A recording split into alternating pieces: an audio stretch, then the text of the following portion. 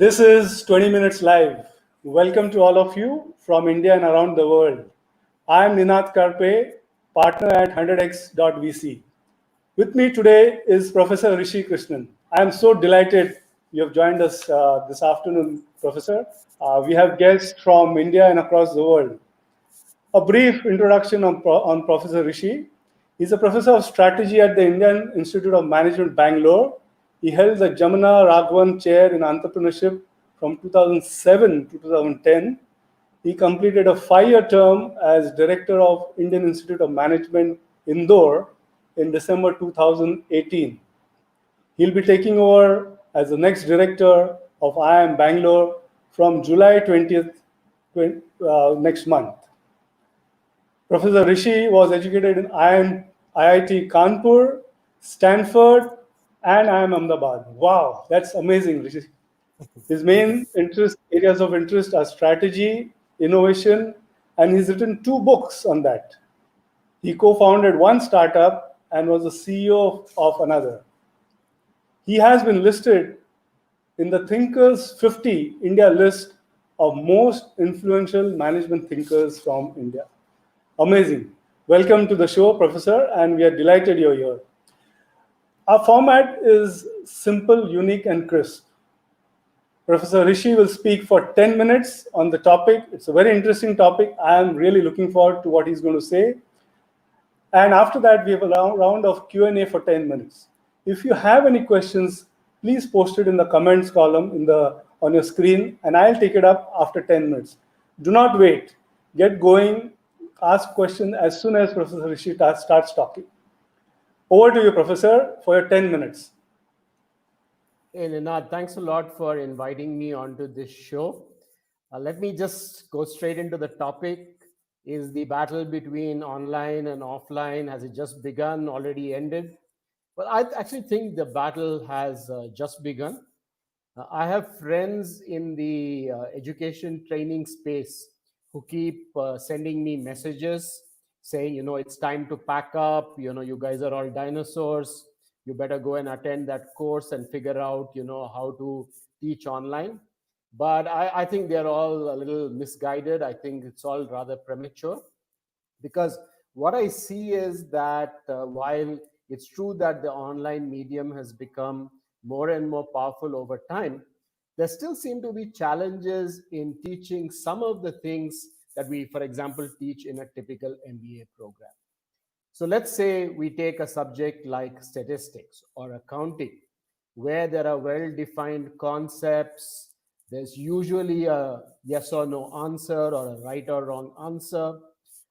I think these subjects can shift to online quite easily. There really isn't that much interaction required. You could probably sign up for a course on Coursera or one of the other MOOCs platforms, and you could learn the subject pretty quickly if you sign up for the course by the right professor. But in management education, at least, things are quite different. If you talk about a strategy class, it's one thing to talk about the framework, but something very different to apply it successfully and effectively for a startup or a large company. So if you really want to understand strategy, if you want to learn strategy, you need a lot of classroom interaction. You need a lot of outside the classroom interaction. You need to ask lots of questions. It's not as though that cannot be done online, but you will realize that even the breakout room of Zoom or the other functionalities which online platforms provide for this kind of discussion are nowhere near the kind of experience you can have in a classroom setting. So I believe that for many of these subjects, like strategy, the classroom or an interactive format will continue to be the dominant format till we find a good way of doing this online. Let's also look at behavior related subjects. Let's take something like organizational behavior or human resource management, where the theories, of course, might be quite easily teachable online. So if I look at something like Maslow's hierarchy, I can very easily depict that and then explain it in an online platform. But motivating people in the workplace is much more than Maslow's hierarchy, as anybody who's ever managed people in the workplace would tell you for sure. So, managing in the workplace is a lot about experiential learning. It's more about subtle cues. It's about what sometimes people call situational leadership, which is about adapting your leadership style to the particular situation in which you find yourself. So, for all of these contexts, I can't see online education being very effective, at least the way it is right now. However, let me also say that online education, if done properly, certainly has potential. What do I mean by doing online education properly? You need to integrate, match concepts to your methods of teaching. You need to understand what can be taught or learned well online. And you need to use different pedagogies for different parts of a particular subject or topic you may be teaching. So let me take, for example, the same example I gave you earlier, which is that of teaching a strategy course. So for all those frameworks which I mentioned, maybe something like a MOOCs kind of a asynchronous kind of a mode is probably good. You can watch somebody explaining the framework to you a few times till you get it right. But then you probably want to combine that with a good video discussion where maybe some practitioners in the strategy space are discussing how that framework would be applied. And then you might want to have a synchronous online class where you discuss some of the challenges in applying or using that framework. Then you might want to also have some real time exercises, which might have to be done offline, ideally in a more collaborative mode, before people can completely learn what something like strategy is all about. So I have a strong hunch that unless we can blend all these different methods together in an effective way, we won't really have the effective online learning that we are looking for. So, this to me is the reason why I believe that the battle has just begun. Some of the technical challenges of online education have now been addressed. A platform like Zoom manages to do pretty effective video streaming without requiring huge quantities of bandwidth. So that's obviously a good starting point. But Zoom by itself, notwithstanding the breakout sessions and the polling and everything else, Zoom by itself doesn't necessarily address all the challenges of online education. So I think there's a long way to go in terms of making online education a comprehensive solution for people's learning needs.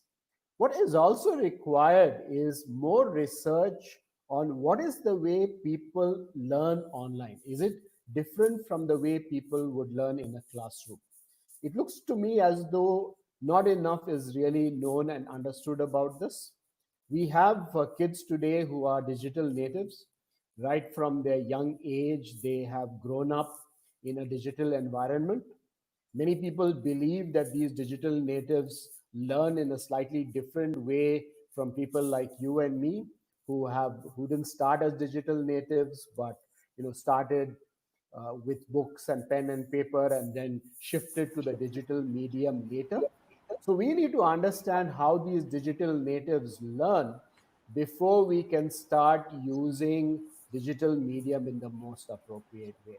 And I'm really looking forward to seeing a lot more research in the education space on how people learn in a digital context so that we can adapt our online classes more appropriately to the learning methods that they use.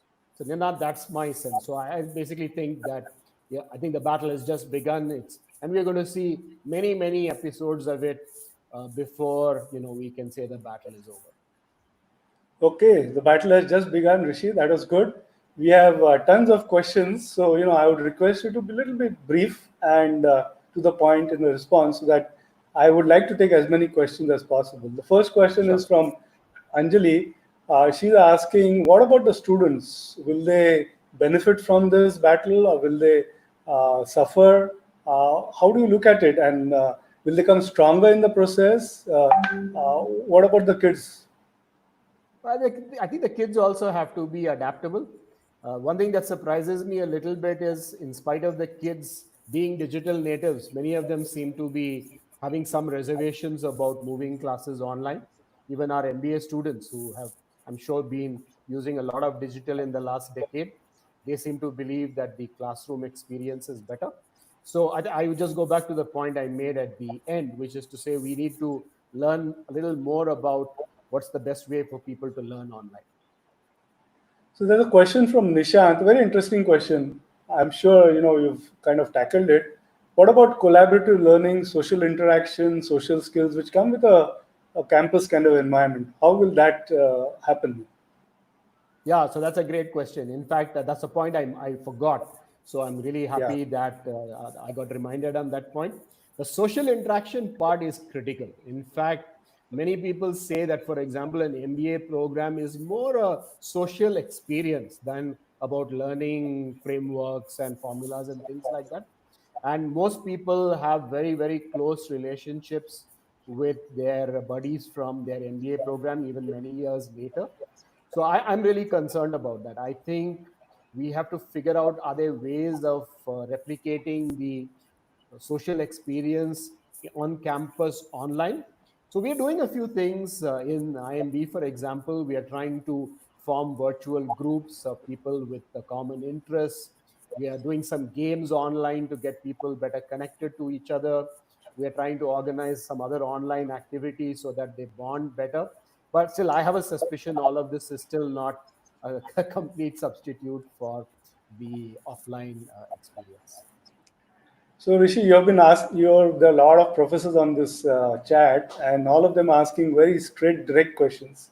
Uh, there's Kavindra and Desiree, who are both teachers. They are asking, give us some guidance. What is the maximum number of students who can come online? Is synchronous model better? Asynchronous better? Can you give a couple of tips on making online education more meaningful and better from a student perspective? So I think a few tips. One would be to do things in small chunks if you can. I think attention spans online tend to be short. So you're probably losing people if you do a lecture for an hour, you probably lose them after 10 minutes or so.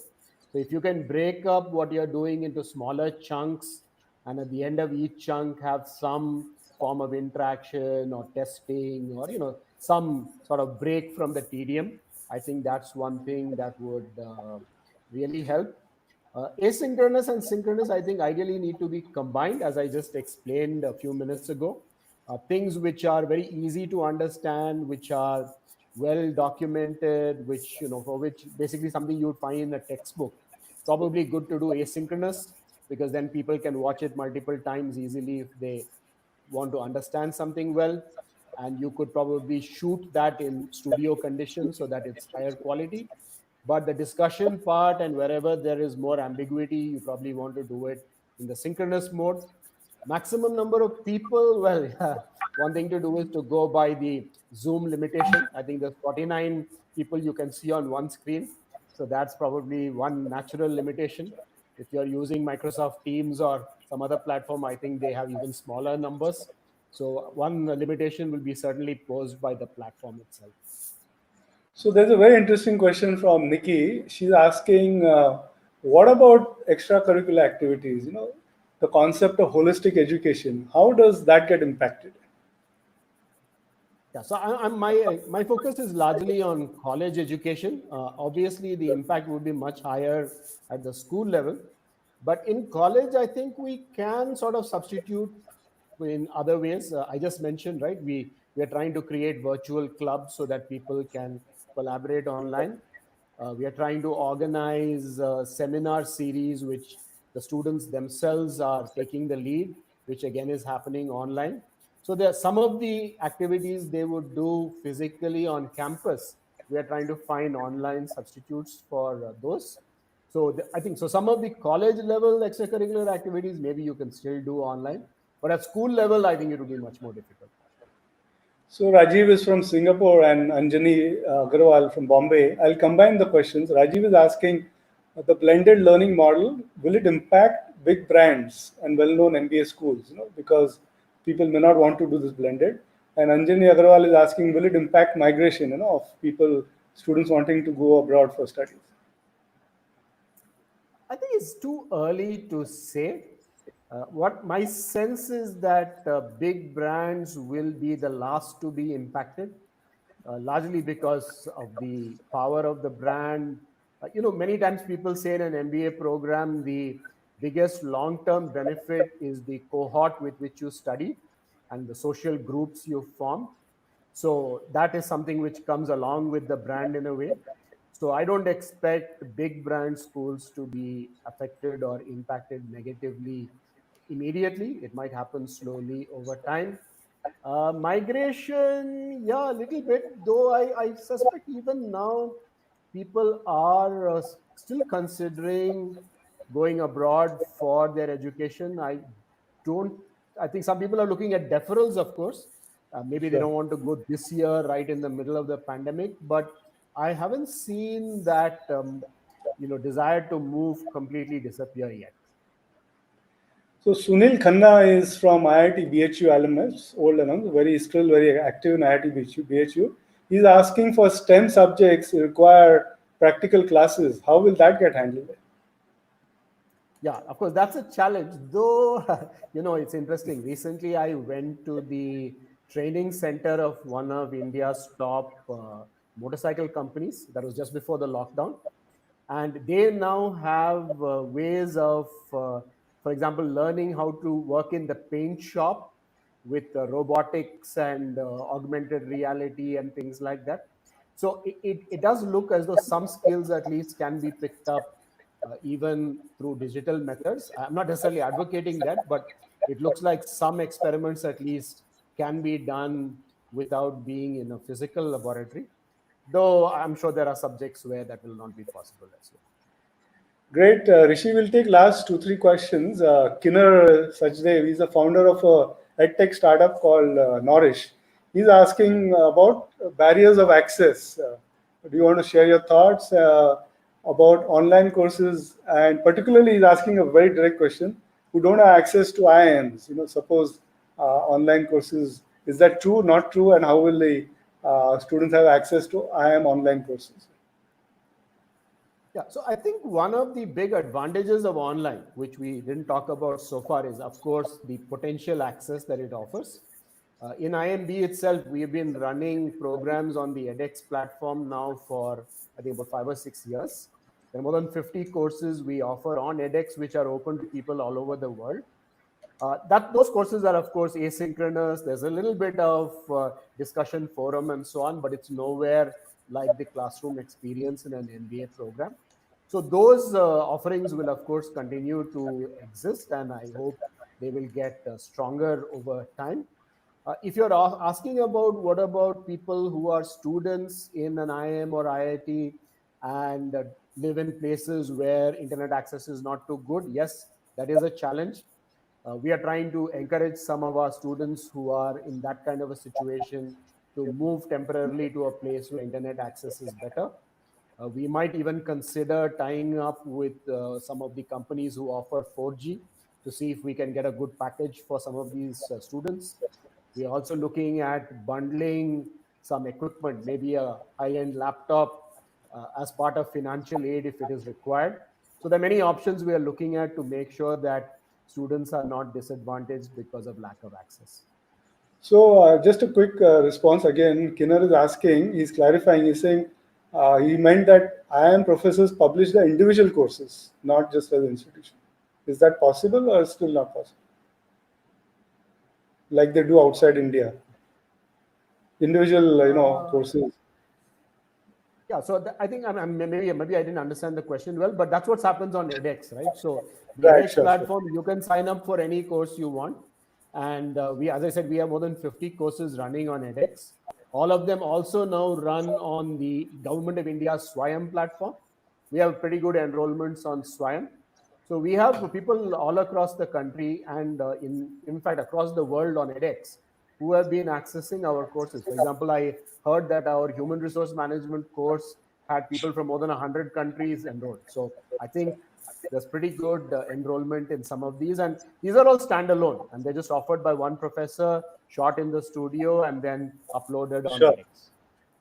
So I'm going to wind this down with one final question, a very direct kind of controversial question. Prashant is asking: COVID is a temporary problem. Why should we build a big infrastructure? Well, I don't know which infrastructure he is referring to. First of all, if it's temporary, the one problem is we don't know what is the duration of that temporary. We, of course, are all assuming that COVID will go away at some point, but most health experts tell us that that real some point is when a vaccine starts working, and that vaccine, as of now, is nowhere in sight. So it looks like some of the COVID challenges could well persist for, I don't know, 18 to 24 months. That's the worst case. I'll just take one last follow-up question from Deepak. He's asking, and after that, I have got one or two questions. Deepak Khandela is saying, post-COVID, will online continue, or will go back to pure physical? What's your prognosis? What do you think? You have to put your clairvoyance hat and let us talk to us. I think it's difficult to give a single answer to that. You asked earlier about the top brands. I think the top brands will tend to go back to physical because that's where their value proposition lies. So I don't see them embracing too much online, particularly for the students who are coming to their core programs. They might use online to reach out to larger number of students outside. But I think there could be a bit of a shakeout a little lower down. I mean, for example, if you're going to a say tier 3 business school, where anyway they weren't teaching you anything, very great. Maybe a lot of it was textbook based. Maybe online will be a good substitute to that textbook. You might actually get better learning from that online course than somebody who's just reading out a textbook. So, Rishi, I can't let you go without asking one or two personal questions. Number Sure. one, you're going to take over as director of a very reputed IIM in India on July 20th. Our best wishes for you. Thank But you. you're taking over at a very interesting time, probably the most interesting time in its history. And you'll have a new cohort of students, not just IIM Bangalore, but let's say this new batch of students entering MBA education in June, July, August, September. What is your advice to them? What do you think the challenges, of course, are different? What do you want to give some advice? Because there are a lot of uncertainties in their mind. They're a little Yeah. anxious. Well, first thing I would tell them to do is be optimistic.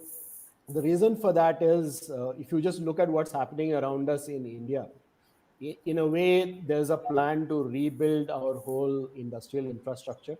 If you look at the focus on manufacturing, you look at Atmanirbhar Bharat, you look at all the other programs that are being talked about. If even 20-25% of those programs take off, there's going to be a huge demand for qualified managers who can work in industry. So I think you should be optimistic about the new opportunities that will come up. But at the same time, clearly, you need to be both agile and resilient. It's not very clear exactly which skills will be most important at what time. So that's where agility comes in, and you need to have patience for this COVID challenge to sort of run its course and for other things to open up. So you need to be resilient. So I think these are the three things you need to be. And I'm concerned to hear about a lot of mental health challenges that are being reported during this time. So I think people really have to work hard at avoiding getting into depression or any other kind of mental health issue at this point. Sure. I mean, Rishi, you've touched on a very, very interesting topic as you wind down because not much attention is paid to that. But resilience, patience, agility you mentioned. I want to wind up with the last question. In the last 3 months, you must have got more time than usual because of lockdown. Will you recommend some books to our viewers, one or two books which you have read or wanting to read or which they should read? Sure. So one book which I really enjoyed was the autobiography of Venki Ramakrishnan, who won the Nobel Prize in Chemistry some years ago. It's called Gene Machine, and actually, it's interesting you asked that question because that book is actually right here on my table. So Oh, this is great. the book. Yeah, so this is Okay. it's a fascinating account of an Indian scientist who started, like many of us, he started his studies in India, then went to the US, did his PhD. Really, and it tells you a lot about the challenging world of doing scientific discovery, how exciting it can be, but also how challenging it can be, and what you need to do to really succeed. So I found that to be a very motivating as well as invigorating book. The other book, another book which I like quite a bit, was a book called Competing on Analytics. It's by Tom Davenport. It's not a new book, actually. It was written a few years ago. But essentially, it talks about how you need to align analytics with the strategy of your company if you want analytics to really pay off. And it doesn't just stop by telling you that you need to do that, it tells you how to go about doing that. So, as a strategy professor, I found that to be quite an interesting book. Thank you. On that note, I must thank Professor Rishi for joining us in this session. We're so delighted you took your time and shared your thoughts on a very interesting topic. You started by saying the battle has begun, and you ended also by saying the battle has begun. But hopefully, it's a new world which is benefits everyone from professors, teachers, and students in the long run. Thank you, Professor, again for joining us today at 20 Minutes Live. And for all of you viewers, remember every Thursday, 20 Minutes Live. Thank you, Thank Professor you, Rishi. Ninath. Thanks a lot. Yeah, thank you. Thank you.